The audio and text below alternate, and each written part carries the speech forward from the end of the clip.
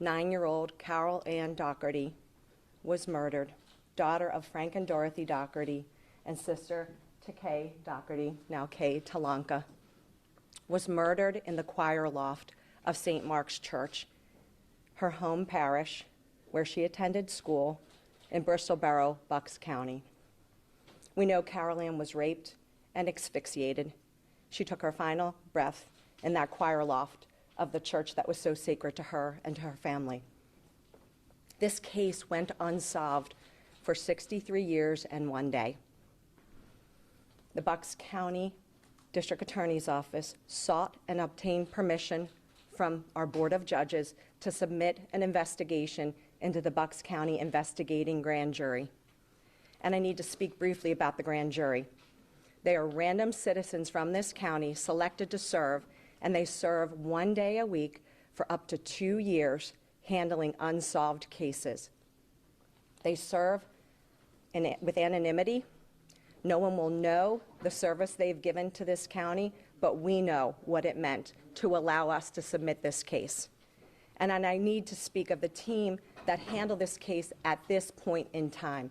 My colleague and I, Christopher Reese, to my right, was Chief Deputy District Attorney, Chief of Prosecution. We're the prosecutors who submitted this case, but I need to emphasize the team of investigators that handled this case.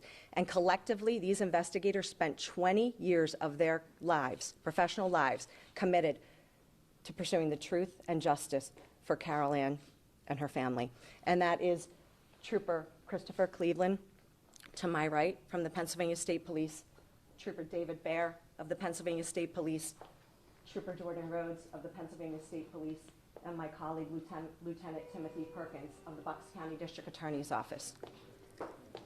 But it didn't just happen with this present team. I need to emphasize, and actually, if you could please come up here, my colleague and stand with our team, Megan Hunziker, who runs our grand jury. She's the attorney who administrates our grand jury, which is something near and dear to me, something I did for many decades, and happy to pass the torch, and her colleague, Andrew Bukowski, who's not here. But I also need to mention our support staff.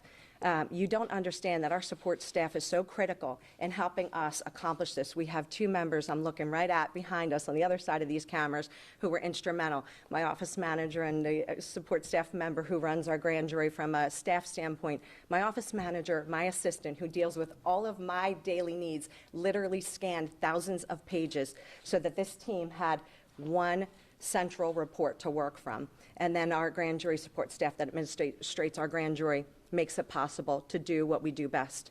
But I cannot fail to mention every single investigator that handled this case from the inception of this case did their part. And Kay's going to speak to that, Chief Faragelli, and how much he meant to her family.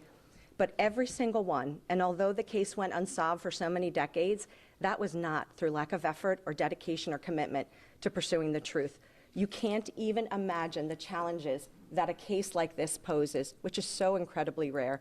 We believe it may be the only rape and murder of a little girl in a church in the United States. Not to mention the fact that this truly was events that you could not script, presented such challenges, the perfect storm, in that there were at least 3 other initially credible suspects to this case. And no doubt those facts impeded and thwarted the investigation through no fault of those investigators. But I cannot fail to recognize the Pennsylvania State Police, and a number of the command staff is here, and it's my privilege to have them here, and Captain Kelly will speak. For the years that followed, so Bristol Borough Police, and I have to commend them, I already did by mentioning Chief Faragelli, but every person who worked in that department that worked this case did their part, and Chief Moores is here and he'll speak as well. But the Pennsylvania State Police joined that investigation immediately following Carol Ann's murder. And they had allocated resources for the decades that followed, scrutinizing every physical piece of evidence with the hope that there would be a forensic break, with the hope that the developments in forensic science would allow for some breakthrough in this case. Although, by and large, that is not the case with our findings, I will touch upon there is a forensic aspect to our findings and conclusions. The work that was done to keep this alive was nothing short of remarkable. And forgive me for taking a moment. I can't fail to mention all of you, and Kay is going to mention 2 of you in particular, the members of the media. And I think for 2 of you it was personal, It wasn't just your professional obligation. You were motivated to make sure this case stayed alive, knowing that doing so, one, could provide new leads, and two, continue to reinforce the work we do, that we never forget our unsolved cases. So I thank all of you for that, and I thank you for being here today. And now to our findings, and it's going to be lengthy, forgive me. Typically, you have a summary of our case, and it's really just an opportunity to answer the questions and cover it in broad strokes. So be patient with me as I summarize, and I'll certainly answer any questions. We're all here to answer any questions you may have. We know with specificity that Carol Ann went to school at St. Mark's, 5th grader, 9 years old. She went there like any other normal Monday in the fall, and she came home with plans to meet her friends at the library. She had 2 books she wanted to return. She had just completed those mystery books, and she was excited to get the next books in her series that she so loved. She was an avid reader. Typically, and this is a heartbreaking fact, she would typically bike into town. She lived in Bristol Township, just bordering Bristol Borough, about a mile from the center of town, and she would typically bike into town with her best friend who lived in her neighborhood, who was 2.5 years older. So a much significant age difference in that she was a 7th grader, an older child, and they were always together biking into the library as soon as their books were done. On this particular day, her friend was not going to the library with Carol Ann. Rather, Carol Ann was meeting 2 other friends at the library.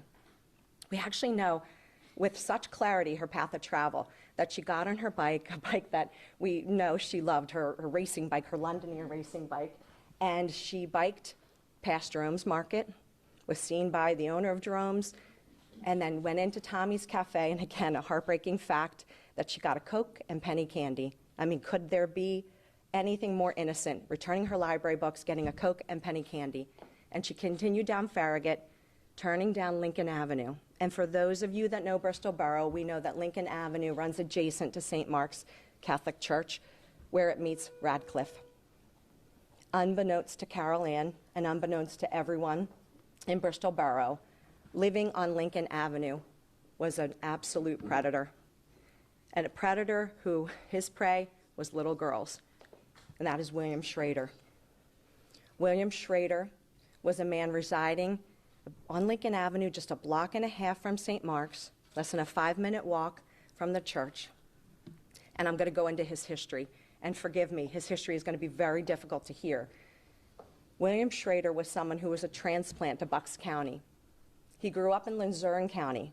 And thanks to the investigative work done by this team, we know by age 8, he was a boy who was violently assaulting and targeting little girls.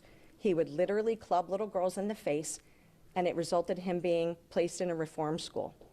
His behavior was so bad in the reform school that he spent the entirety of his youth in and out of reform school in his home county. Ultimately, at the age of 17, just before his 18th birthday, he enlisted into the Army. He was dishonorably discharged a year later. We know that upon his discharge, he committed an attempted murder where he attempted to shoot another man. Thankfully, that man survived. But we know that William Schrader's behavior was so violent while incarcerated pending prosecution for that case that the recommendation was a state sentence to be imposed. And of course, that state sentence was in fact imposed, and he served his time at Eastern State Penitentiary in Philadelphia. We know then he is released from incarceration after serving his time, and he establishes roots in Bristol Borough, where his brother Frank and his sister-in-law Carol Ann were residing with their family on Lincoln Avenue. We also know that he was at times staying at the Bristol House, which is a kind of house for transients, closer to the center of town, closer to the wharf, I should say. We know that William Schrader's history of sexually violating little girls, it's the likes I have never seen as a career child abuse prosecutor. We know that William Schrader spent the entirety of his 62 years, from 8 at least to 62, violating little girls in ways that are unimaginable. And I'm going to jump around a bit, but it's important to know his history to understand the facts of this crime. William Schrader was not initially a target of this investigation. In the first few days and hours and weeks that followed the murder of Carol Ann, there were other suspects identified. So William Schrader managed to get away with murdering Carol Ann. and actually initially stayed in the Bristol Borough area. But it wasn't until January of '63, so about 2.5 months later, that a concerned citizen saw something suspicious, something he believed was relevant to the murder of Carol Ann, which was unsolved still, clearly. And he reported this stranger cutting through his backyard, acting suspicious. And that was the first time we know William Schrader was on the police radar. And at that point in time, they did something critical. They interviewed him. Of course, he lied about his whereabouts, claiming to have worked on the day that Carol Ann was murdered, which we know, in fact, he was not at work. He was not at work for 3 straight days. But he also was asked to provide a pubic hair sample. 141 pubic hair samples were collected and tested in this case throughout the decades, and I'll get to that. Unfortunately, we were not fortunate enough to get a DNA extraction, but still, we had credible forensic evidence as it relates to the pubic hairs that were collected. And the reason why police collected pubic hairs, another heartbreaking detail, is we know that when Carol Ann was raped, her clothes were removed from her lower portion of her body. She was naked from the waist down, her shirt and undershirt pushed up. We believe a sock was stuffed in her mouth to keep her from screaming.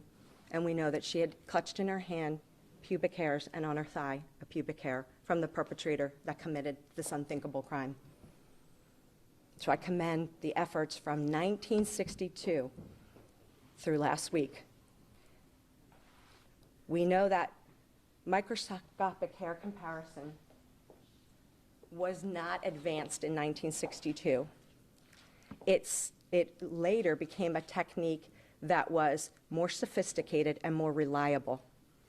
And I'll get into the specifics, but in short, out of the 141 pubic hairs analyzed from 141 different sources, only one person could not be eliminated as a contributor. And that's the standard that the forensic scientists with the Pennsylvania State Police Lab used. That's the highest standard in that type of analysis, cannot be eliminated. And that was William Schrader's pubic hair sample.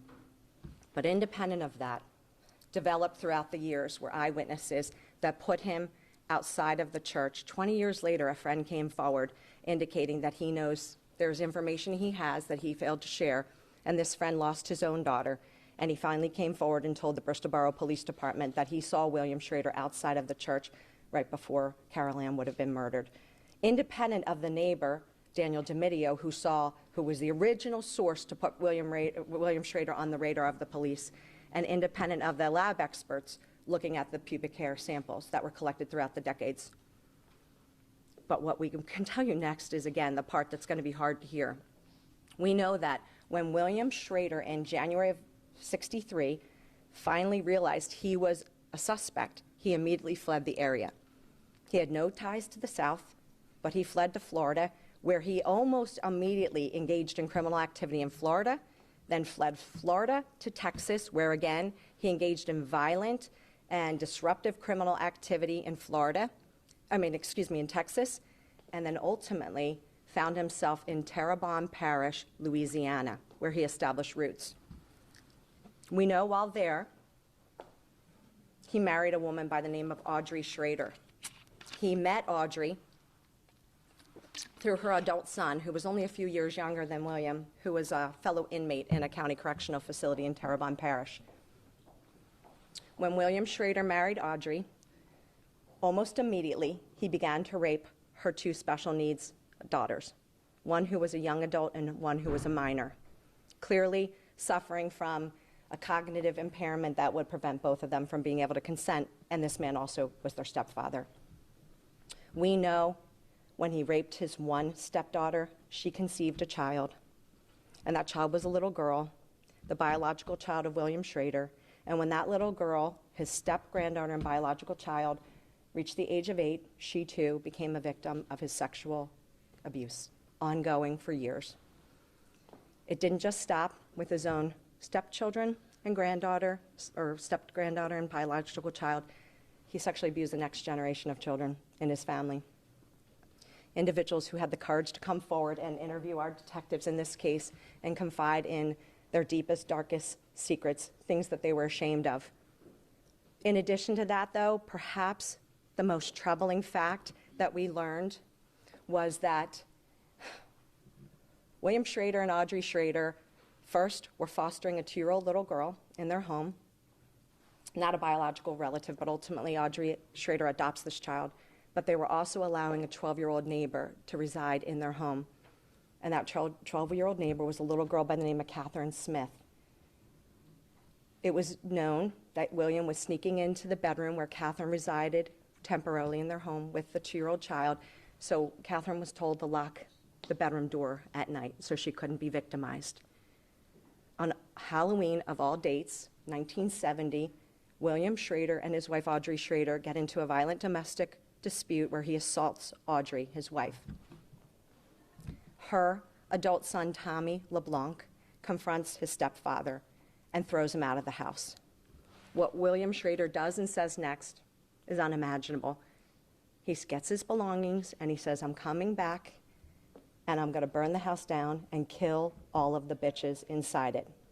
And we know that night there's an intentional fire set at the Schrader home, and we know the adults were able to get out of that home, but the 2 little girls in that bedroom where the door was locked at night to prevent them from being victimized, Catherine from being victimized by William Schrader, could not get out because of that locked door. And we know that Catherine Smith ended up dying in the fire. The 12-year-old child that we believe he was victimizing died. And perhaps just another heartbreaking but remarkable fact is it's believed that Catherine Smith put her body on top of 2-year-old, I won't name her name, but a 2-year-old child. And as a result, that 2-year-old little girl survived that fire. But you can't even imagine, and probably again something so heartbreaking for all of us, is that 2-year-old little girl grows up to be old enough just to be victimized again by William Schrader. So the generational sexual abuse that this man inflicted upon every female, child, and woman in his life, he didn't stop until the day he died. And he died at age 62 in 2002.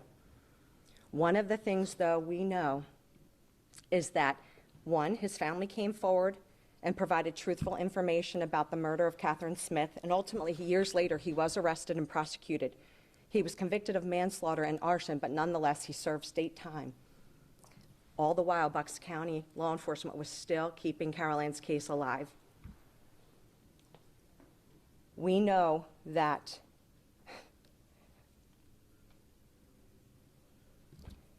William Schrader also confided in a family member, and that family member, Robert LeBlanc, another stepson, came forward to law enforcement in Louisiana, confiding in a member he trusted, saying his stepfather, William Schrader, admitted to raping and murdering a little girl in a Catholic church in Pennsylvania, in the town that he lived before he fled to the South.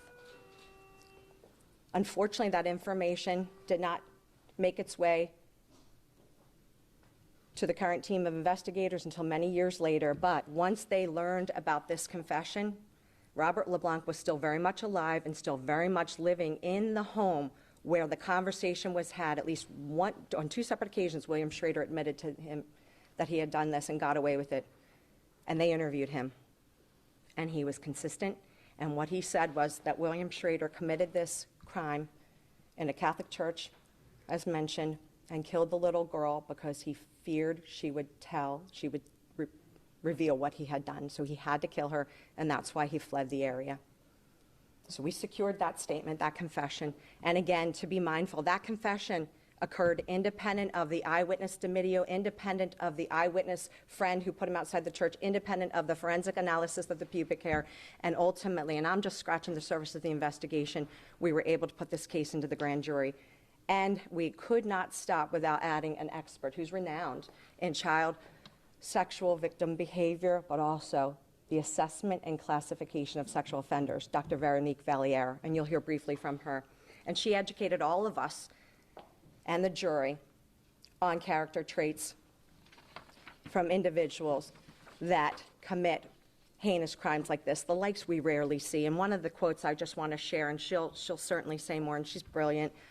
She said, "For sex offenders who have violence as a character trait, which is a subset of offenders that is rare, their need to gratify their desires outweighs everything else. They see the world as a place to exploit.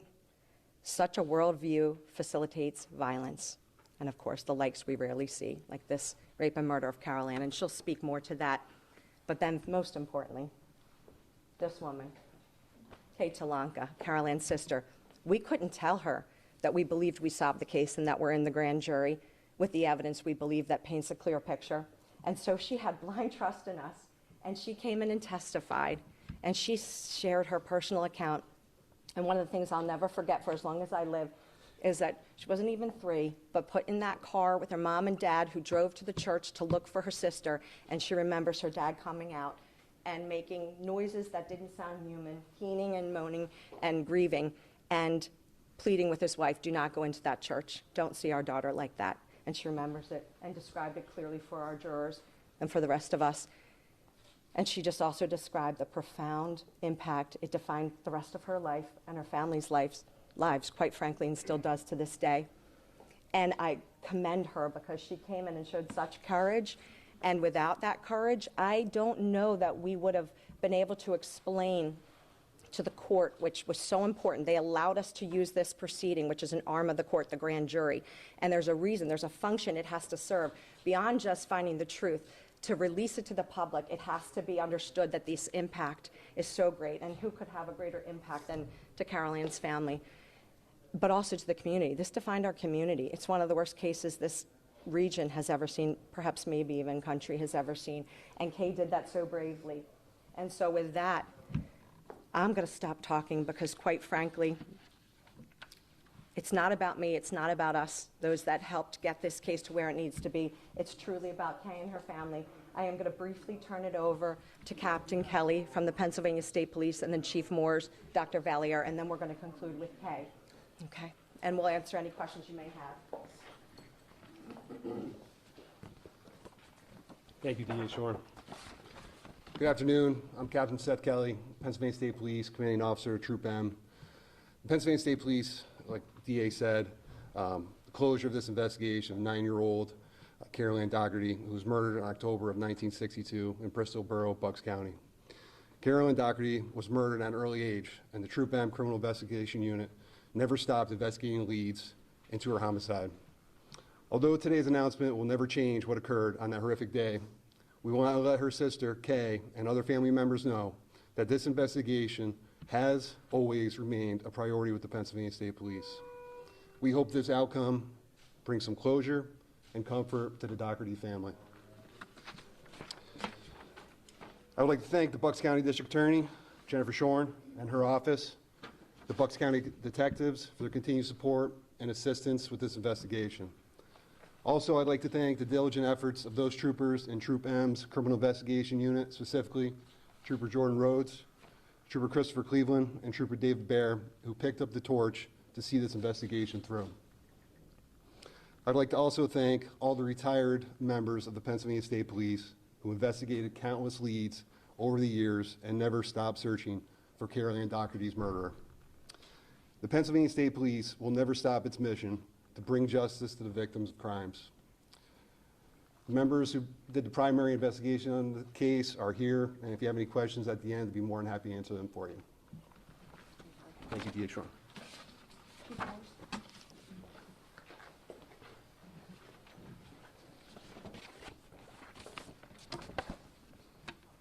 Good afternoon. Chief Joe Morse from the Bristol Borough Police Department.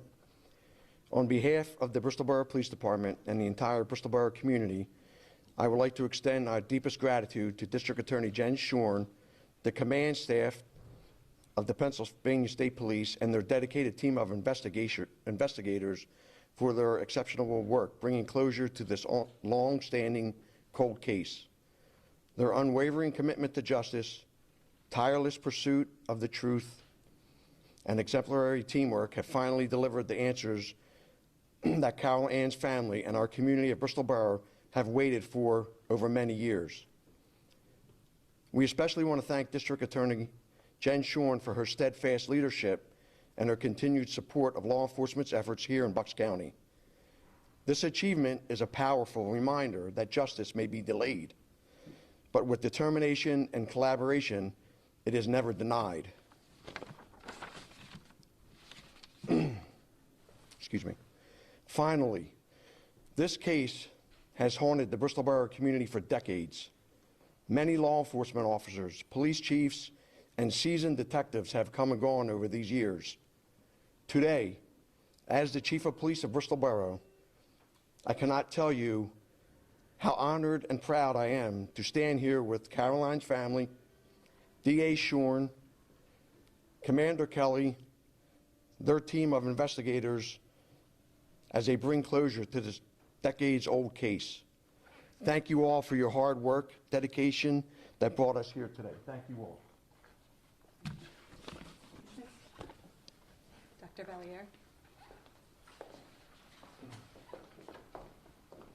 Good afternoon. I became involved with this case after DA Schorn. I had the privilege of being requested to examine independently all the amazing investigative work of the team behind me to assemble the information under the umbrella of forensic psychology and my work with offenders over the past 30 years, and was able to just examine the pathways of violence, characteristics of the offense, and see which suspect out of the ones presented these facts comported with, and then provided some education to the jury about offenders in general and what an outlier of a case this was, with the murder and the violence and the public display.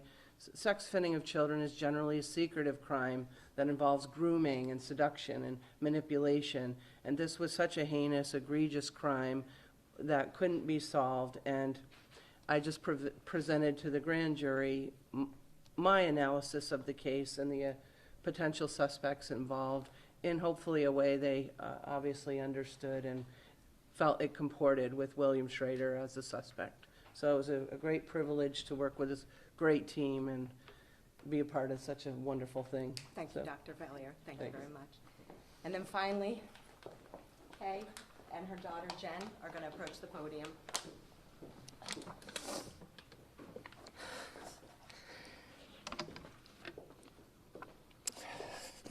Good afternoon. My name is Kay Dougherty, and I am the sister of Carol Ann Dougherty. On October 22nd, 1962, my sister, just 9 years old, was brutally raped and murdered. She was found by our father in the choir loft of our church. That single devastating act changed my family's life forever. For exactly 63 years and one day, this case was unsolved. Our family lived without answers, and the uncertainty surrounding Carol's death became a part of who we were, a shadow that touched every day of our lives. My parents both passed away without knowing on this earth who murdered their daughter. This week, I learned that the Bucks County grand jury determined that William Schrader was responsible for my sister's death. After so many decades of unknowing, this finding finally brings closure and a truth to a wound that never healed. I want to take just a moment to remember Chief Vincent Farragalli, the chief of the Bristol Borough Police, at the time of Carol's murder. He kept a framed picture of my sister on his desk throughout his career and in his home until the time of his death, as a constant reminder of this unsolved case and a promise he made to seek justice for her. His dedication symbolizes the compassion and determination of so many in law enforcement who refused to let Carol Ann be forgotten. In 1992, the 30th anniversary of her death, the Bucks County Courier-Times journalist J.D. Mullane published a 7-day series honoring Carol Ann's memory and revisiting the case. In 2024, journalist Mike Missinelli, nephew of Vince Faragalli, the chief of police at the time, produced a series of 14-episode podcast called The Coldest Murder, bringing the attention to more recent initiatives in solving the case. These two men ensured that Carol's story would remain in the hearts of this community. Their persistence and commitment to uncovering the truth played a vital role in keeping hope alive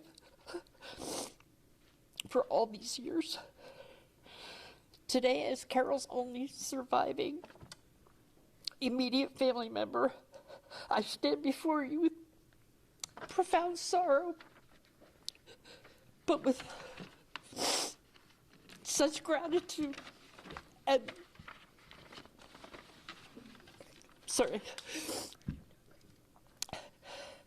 I sorrow for all that was taken away from my family, and the gratitude for the extraordinary efforts of those who never gave up. I want to thank law enforcement officers, investigators, and members of the press like JD and Mike Missinelli for their tireless work. Because of them, my family finally has the truth that we have sought for 6 decades. JD, you've repeatedly told me as long as you were at the paper and you had resources, you will continue on this journey. But I believe even without resources, your voice would have prevailed. You once told me that journalism is your job. And that if Carol Ann's murder were to be solved, you could retire having accomplished a career. Congratulations on that accomplishment. And Mike, I can't wait to hear episode 15.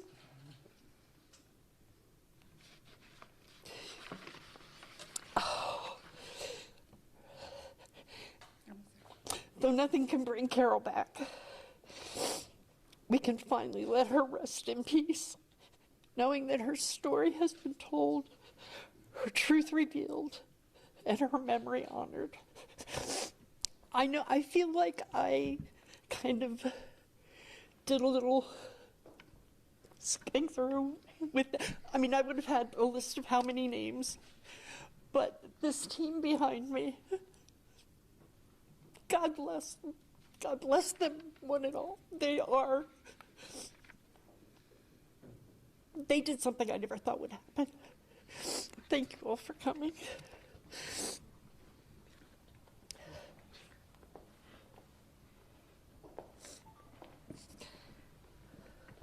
We're happy to answer any questions you may have. Just let us know whose question it's directed to. Jen, when did the confession from Schrader to his stepson take place, and how long of a gap was it between when he made that confession and you became aware of it? There were 2 separate times that we know that Robert LeBlanc confided in a local member of law enforcement in his home county, where he was in and out of jail and under supervision. It's not clear. It seems perhaps that the first statement, which was in 1994, he may not have been ready to speak to Bucks County investigators. We know at the time William Schrader was alive, but we know after William Schrader's death, William Schrader passed away in 2002, we know that 5 years after his death, Robert LeBlanc came forward emphatically and provided that statement. I can't speak to why, and I have to credit my predecessors in the district attorney's office who committed resources throughout the years as well. I can't speak to why it wasn't available to everyone to consider and review, But I can say the scope of this case, the investigative reports, I mean, without Chief Joe Moores bringing evidence to us and everything he had in Bristol Borough, and without the state police doing the same, and without us pulling from our archives the physical boxes of files and thousands of pages of reports so they could be consolidated into for one team to review, we would not have known. And incidentally, the scope of that confession wasn't even known until this team flew down to Louisiana to interview Robert LeBlanc. So I'm sure the report will answer your questions in more detail, but at this juncture, that's the best I can do to explain it. Sometimes it just takes timing and the right team and the right set of circumstances to understand and be able to assess the credibility of this statement and put it in context with everything else we were learning. And when, just not to put too fine a point on it, when did that flight or trip down to Louisiana? That was only within the past year. And we committed resources, and it wasn't just to interview Robert LeBlanc, it was to interview every family member that described the generational sexual abuse in heartbreaking detail, and some who never shared with their own adult children. So you can imagine the courage that took for William Schrader's family members to do that. Jen, maybe this is for Tim or Jordan. Where do you think the original investigators went off track with Schrader, that he was able to slip through the raindrops, so to speak, for all these years? I don't want to cast any dispersions on the previous investigators. I'll say from a Pennsylvania State Police perspective, we only had a portion of the case file for many years. It wasn't until coordinating with the district attorney's office that we were able to get the full scope of the file. So I can say only from our perspective that we didn't have the confession for a long time. And JD, I might be able to elaborate a little bit. When I say this, it's like the extraordinary set of facts that no matter how solid of an investigation was conducted, it was the perfect storm in that there were 3 separate individuals, all with varying degrees of sexual deviance, either identified as having direct ties to St. Mark's, the Bristol Borough community, and or being incorrectly suggested or implicated in this crime through no fault of law enforcement. So as you can imagine, and in this case, I think you know this better than probably most, that there was initially an individual who was of very low IQ, who was known as a town drunk, and who English was not his first language.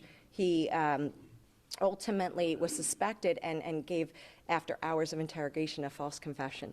Within 24 hours of that false confession, thankfully, the investigators that had the bird's eye view of the confession recognized it was not credible, but that thwarted efforts. 24 hours after her murder, and that means William Schrader had 24 hours to get away, dispose of evidence, and lay low. And we know and we actually have eyewitnesses that we believe saw him that night, describing a man with a unique scar that goes high up on his cheek, looking like he had just literally murdered someone before they even knew a murder occurred. And they describe his character, his physical characteristics with such specificity that we believe these 2 women saw William Schrader. Unfortunately, their tip wasn't taken as seriously because, again, there was already a suspect in custody. And then from that, you had Father Sabatish, who, lied about his whereabouts because we know he was a priest at the parish who was, we know now, conducting an affair or pursuing a married woman and buying lingerie in a shop in Humeville, so he was not inclined to tell the truth about where he was, so he lied to cover up because it would not be consistent with his vow of celibacy.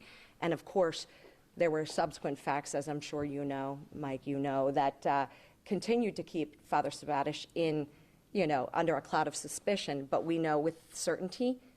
And what was really unique about this, myself, Mr. Reese, as the prosecutors, but every single investigator that handled this case independently came to the same conclusion before we submitted this case to the grand jury, that they were satisfied with the alibis of the other suspects and that they were satisfied that the only remaining suspect was William Schrader. And that's before we pieced together all of the physical evidence and the statements. So the final individual was, unfortunately, a young victim of childhood sexual offense who was perpetrating sexual crimes against his own younger family members. More typical with Dr. Valliere's description of, what we see often in, the rarity being this impulsivity and recklessness and lack of self-control that we see in William Schrader's actions throughout his lifetime. But again, that person had no real ties to Bristol Borough, but unfortunately, his family believed he may be involved because they were seeing some sexual deviance in their own home, and there was a reach to suggest he may have had ties to Bristol Borough. So those 3 suspects thwarted the investigation and allowed for William Schrader to remain under the radar. And that is through no fault of law enforcement. It's just literally, I mean, of varying degrees, you had 3 individuals with some level of sexual deviance with ties to the community or implicated. So, but again, heavily vetted. That final individual I mentioned, without a doubt, was out of not only the county, but the state in Virginia, confirmed alibi. So extraordinary work done by our predecessors. Jen, who was the witness that saw him in front of the church, and when did that witness come forward? It's kind of one of those chilling things. Daniel DiMidio, he lived on Wood Street, so his home backed up to the cemetery that, as you know, Mike, was behind St. Mark's. And he saw someone cutting through, acting suspicious. Now, this was 2 months after Carol Ann's murder, but the actions of this individual who was a stranger to him were so strange and suspicious. He confronted him. He asked him his name. He said, no, I'm just a neighbor. I live up the street. My name's William Schrader, in an effort to encourage him not to call police. But his instincts were one of those things that they've seen throughout their careers, this amazing team of investigators where, you know, words maybe can't describe why, but he felt this person was associated with the crime. And that report literally triggered everything, the flight, you know, the collection, thankfully, of the pubic hair, and the flight that ensued, and then, of course, Maybe I misunderstood. I thought you said there was somebody else that saw. oh, I misunderstood your question. There was a friend, Romero, Juan, but he went by Romero Ramirez. And he was a friend and an associate of William Schrader's. I misunderstood your question. 20 years later, after he loses his daughter, he comes forward. He is involved in a police contact, but he says, I need to share something, and he shares that he saw William Schrader out front of St. Mark's. One of the things that I didn't mention in my summary is we know that there was a woman parishioner who really wasn't super devout up until the 2 weeks prior to Carol Ann's murder. She was going to church every day, the same time in the afternoon. And as I'm sure you know, St. Mark's was always open to the public, and it was not locked. The doors were unlocked by 6 a.m. and weren't locked till the end of the night. And she tried to get in, and those doors were locked. And we know now with certainty, we can narrow down that time frame when Carol Ann was actually being raped and murdered. And we believe her little friends from the library that went to search for her were sitting outside those steps when the rape and murder were occurring. Are there any other victims that can be linked to this aside from the numerous ones you've mentioned? I only scratched the surface, too, on the ones I've mentioned, and we've obviously made it a point not to mention any of the surviving victims by name. But no, we believe William Schrader, I mean, this was done alone, and he got away with this, but just continued his life of sexual deviance and sexual and physical violence, the likes I said, we, and even Dr. Valier, who is just renowned in her area of expertise, the likes we rarely see. And the booking photo, where's that one from? That was, well, he committed a physical assault of an individual right out front of his brother's residence on Lincoln Avenue. So if you look at the time frame, he's released from Eastern State, and almost immediately, once he establishes roots in Bristol Borough, he's committing crime, violent crime. And so that was the booking photo from April. You can see April 24th of 1962. So as close as we can get. And you can note from this picture the very distinct scars that go up high onto his cheekbone on the right side of his face, which is consistent with what we believe those 2 women that saw him closer to the Bristol house with a bundle, describing him and clearly depicting someone consistent with William Schrader. We've heard a lot of details today in your summary and from the experts here. Can you just re-clarify one more time for us? What was that one piece that said now is the right time to push this forward, to bring all the resources together, or just clarify that? You know, it wasn't just one right time or one right piece, excuse me. What it was we as an office have a relationship with a great genealogical lab, Othram, and Pennsylvania State Police have worked tirelessly using every resource they could to see if there was going to be a break in this case from a DNA perspective. And we have one of their experts, Corporal Chrisman here, and they were meeting and reviewing the evidence, meeting with my colleague Chris Reese to see if there were resources. We found resources to use Othram Labs. We were not successful. The evidence was so degraded that they were not able to extract a profile. But in doing so, it gets you hyper-focused on the case. So we as a team And the troopers, 7 years, Trooper Rhodes, 7 years, Chris Cleveland, 4 years, Dave Bear, and then we were the later team from the district attorney's office, Lieutenant Perkins, myself and Christopher Reese, but now become hyper-focused on, wait, there are things that can be still done, and there are things perhaps maybe that wasn't fully considered or perhaps overlooked, but not faulting anyone for that. So it wasn't one thing. It was just timing and commitment, and that is not to suggest others weren't committed. I need to be clear on that. I have a related question. You mentioned before that William Schrader was the only one who could not be eliminated from the testing of the pubic hair samples? Yes. At what point in the timeline did that happen? That's interesting. It's a great question, because early on, there was the science was a visual comparison. And so they were able to exclude some people, like the first individual who I said had low IQ, kind of town drunk, English not his first language, because it was clearly distinguishable from a visual inspection. Science advanced, and then it became microscopic hair comparison. And the microscopic hair comparison, I believe, was fairly early on. I'm gonna consult with Trooper Cleveland. It was 93 that they were able to say with certainty. And I should state, 180 samples were collected. Of the 180 samples collected, 149 or 41 were sent to be analyzed. So they were able to eliminate some by, not credible suspects. 141, and 140 were excluded as the contributor of that pubic hair. And the only one that remained was William Schrader. So there's a considerable amount of time went by, like you couldn't just rely on that alone. No, you could not. It's certainly a very useful tool in forensic science, but of course the gold standard is DNA. But no one was collecting evidence for consideration of a possibility of development in forensic science like DNA in 1962, but it certainly wasn't through lack of effort to see if there was any possibility to extract DNA profiles, and we just weren't so fortunate. But actually, I credit that commitment because that's what caused us to be hyper-focused on the case. So were the other suspects mostly ruled out They- after 93?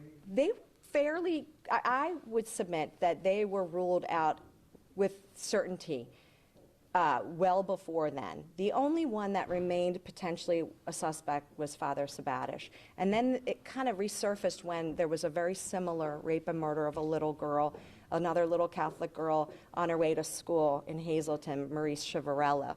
And there was a theory that Father Sabatish possibly had ties to the area, but certainly wasn't far from where William Schrader grew up too, but there was no connection.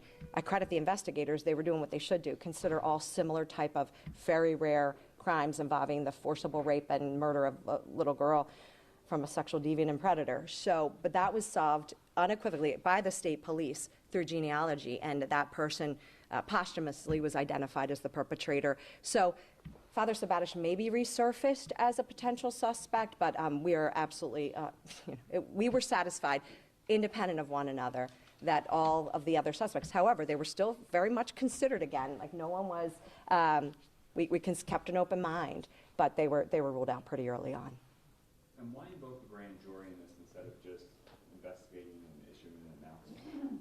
So it was important to us. The grand jury is literally a cross-section of the citizens of this county. They're randomly selected, not like your traditional jury where you can use peremptory challenges to strike jurors that you think might not be good for you on this case.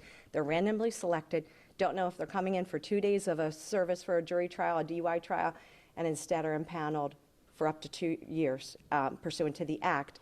A report is rare. Obviously, you've seen them in the Archdiocese reports on the sexual abuse scandal. You've seen them in other similar type reports to affect change and to answer some longstanding questions that the community has. We were so fortunate that Judge McHugh and the Board of Judges allowed us to use the grand jury because we were satisfied, but it was so important for us to have our evidence validated by random citizens who heard the evidence and made a determination and voted, and quite frankly, at the end thanked us for being able to be part of something so important. So I cannot say enough about them, even though you'll never know who they are. How long were they impaneled for the full 2 years? The term is up to, standard term is 18 months with a permissible 6-month extension. So I can't speak to how long this one has been in service because it's part of the process, but we're one of a few jurisdictions that actively use our investigating grand jury, and it's been instrumental in helping us pursue the truth and justice in unsolved cases primarily. Any other If questions? any of the investigators want to speak to what it's like dealing with evidence in a case this old? Trooper Cleveland, do you want to, or does anybody wish to? Okay, I think, but perhaps maybe after, if you have some individual questions, I don't fault them. If you want to post something, I'll do my best, and if I have to consult, I'll consult, but I, Yeah, it's Troopers Bear, Cleveland, and Rhodes, and Detective Perkins were really the team that we got